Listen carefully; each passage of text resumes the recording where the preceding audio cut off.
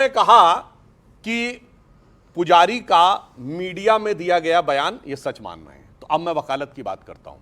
22-23 दिसंबर 1949 की रात को मजिस्ट्रेट के सामने दिया गया बयान है यूपी पुलिस के सिपाही अब्दुल बरकत का कि उसने एक दिव्य रोशनी देखी और जब दिव्य रोशनी हटी तो वहां पर मूर्तियां थी। अरे सुनिए, ये मजिस्ट्रेट के सामने दिया बयान है। ये मूर्ति रख गए। देखिए कैसी अयोध्या थाने में एफआईआर दर्ज है। क्या बात बोल रहे हैं। और सुनो,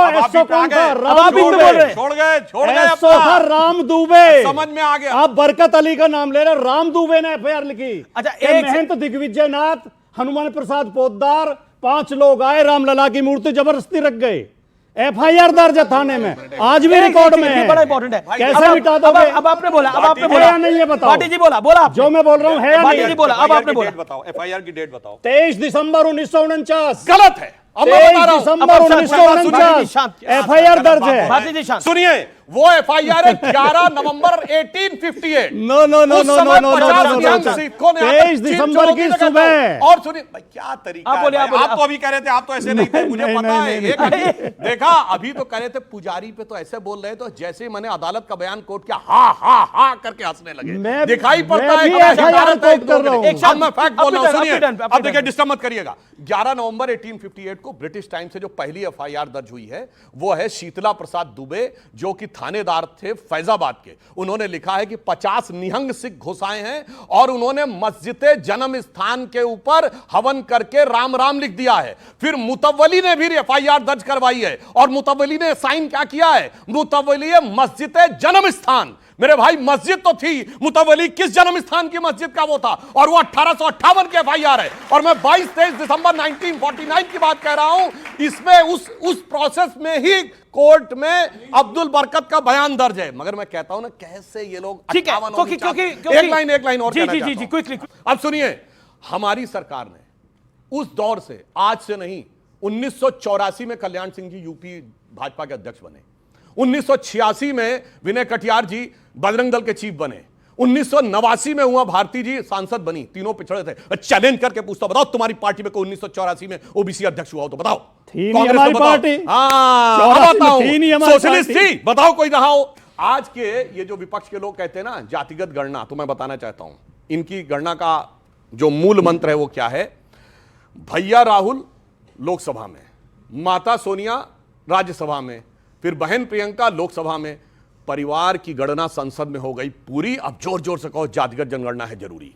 इनकी पार्टी का देख लीजिए, इनके 5 सांसद कौन? अखिलेश भैया, डिंपल भाभी और डिंपल भाभी के 3 देवर। परिवार की गणना हो गई लोकसभा में पूरी। अब कहो जातिगत जनगणना है बहुत जरूरी। इसीलिए कहता हूं परिवार को सत्ता पूरी चाहिए। 7 पासी हैं, 4 कुर्मी हैं, पर सबको केवल दिखाने के लिए चुरा। ठीक है। अच्छा, एक अब क्योंकि कांवड़ के ऊपर क्या गया, स्वामी दिवाकर, एक बात क्लियर करना देश के लिए जरूरी है और खुदा के वास्ते निवेदन, इसको काटिएगा मत। बिल्कुल। अश्विनी भाई अच्छे वकील हैं, लेकिन आज इन्होंने एक बहुत गलत तारीख नोट की है। दुनिया को पता चलना चाहिए कि एपीजे अब्दुल कलाम साहब की 15 जुलाई 1915 को डेथ हुई थी और याकूब मेमन को 31 जुलाई को फांसी हुई थी। तो 15 दिन का डिफरेंस है। ऐसे फैक्ट मत तो चलता है। नहीं, आपने उसी दिन कहा, आपने कहा उसी दिन। ऐसी बात आपने उसी दिन कहा। अब्दुल कलाम साहब के जनाजे में 10 करेक्शन आप जायज बात है, नोटेड बात है। हाँ, ये बिल्कुल एडिट करेंगे। नहीं, दिन नहीं महीना तो एक था, स्वामी मगर जो मुद्दा अब्दुल कलाम बात है शांत। ओके, अंसार साहब आपने अपनी बात सुनिए। वो बात अंसार रशीदी ने बात सही कही, तो मैं और सिर्फ एक लाइन पूछना चाहता हूं। स्वामी दिवाकर, मैं 2025 पे आता हूं। देखिए, 78 में दंगे हुए संभल के अंदर और 2024 में सामने आया। मैं कोट कर रहा हूं विनीत गोयल को, पुतला बनाकर उस पर आटा लगाकर अंतिम संस्कार किया। विनोद गोयल ने बताया कि दंगे में जान गंवाने वाले उनके पिता बनवारी लाल समेत कई लोगों के शव तक उनके परिवार को नहीं मिले थे। उनमें घास फूस डालकर और ऐसे पता लगा कि उनके पिता का देहांत हो गया है। चश्मे की डंडी जली हुई जब मिली तब पता लगा कि परिवार का एक सदस्य नहीं रहा है। अब भाटी यहां पर कहा जा रहा है तमाम विपक्षियों द्वारा कि हमने रोका थोड़ी था, कोई खुद ही रुक गया तो हम क्या कर सकते हैं। कोई किसी को डराया नहीं गया था, कुछ हुआ नहीं था। आप तो उस इलाके से आते हैं। समझिए कि जिनके शव तक ना मिलें, चश्मे की डंडी से पहचान हो, उन्हें रोका नहीं गया था, बचे थे वो, करने को ना था। पहली बात। दूसरी बात, भाटी जी ने कावड़ का नहीं कोई फैक्ट नहीं फिर है। क्या फायदा? फरिश्ते आए थे, कर गए। बात करने का क्या बोलने मतलब दीजिए ना है? दादा, बोलने कहाँ का दीजिए। हिंदुओं को दुश्मनाना बोलने सुनिए ना दादा, बोलने ठीक दीजिए। आप बोले, मैं सुना ना। मुझे लगता है कि हिंदू कुश में भी कोई नहीं आया था, खुद ही हम लोग वहां भी मर गए। कांधार भी कोई नहीं आया था, हम स्वयं मर गए। पाकिस्तान में भी हमें किसी ने नहीं मारा, हम स्वयं मरे। केरला फाइल, कश्मीर फाइल, जिन्हें झूठ, केरला फाइल, केरला फिर है वो बीच में नहीं बोले, एक बार ही बोले। केरला फाइल, कश्मीर फाइल जिन्हें झूठ लग रही थी, बांग्लादेश लाइव चल रही है, वहां भी हम बेफिजूल मर रहे हैं। SC ST OBC चाहे जो भी, मैं तो कहूंगा हिंदू मर रहा है। पर मैं एक मूल प्रश्न कहना चाहता पर हूं। क्या हिंदुओं को ही मार रहे हैं बांग्लादेश के अंदर? क्योंकि वो कह रहे हैं बाकी तो कोई और नहीं मार रहा। मुझे अब इससे मजाक होगा। आप नहीं, मैं सवाल पूछ रहा हूं। ये फनी है। फनी नहीं, सवाल पूछा गया। इससे ज्यादा दुखद कुछ हो सकता है कि किसी पति के सामने पत्नी का रेप होना, भाई के सामने बहन का रेप होना, और उसके बाद आकर के इस मंच पर झूठी निंदा कहकर एक शब्द बोलना।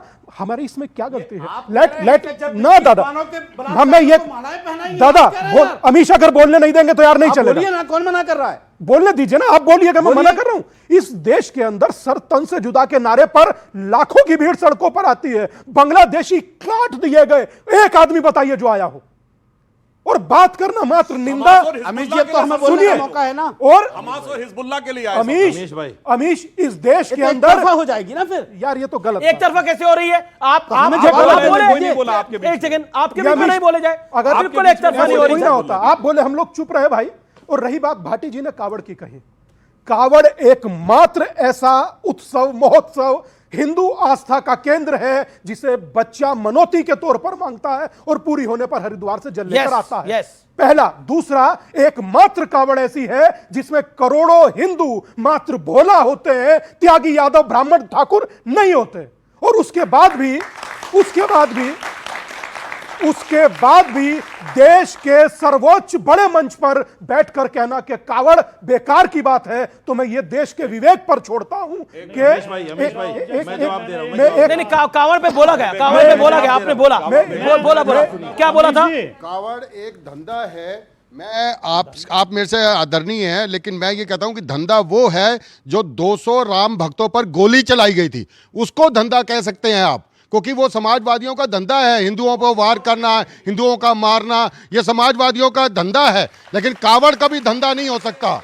और मैं एक चीज और सांबल पे कह सकता हूं, सांबल पे जब पुलिस वाले वहां पे सर्वे करने आए, वो सर्वे में एक्शन का रिएक्शन हुआ, सर्वे करने नहीं दिया गया।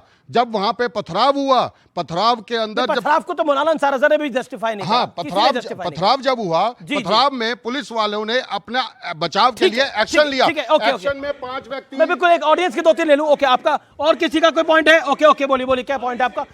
यात्रा के बारे में ये टिप्पणी की जी। सर, हज यात्रा के बारे में क्या विचार है? हम भी तो पूछना चाहते हैं। हज यात्रा के बारे में अपना विचार बता दीजिए। पूछना चाहते हैं अभी हज यात्रा के बारे में सुधांशु त्रिवेदी, देखिए सुनिए, बड़ी बात कहना चाहता हूं।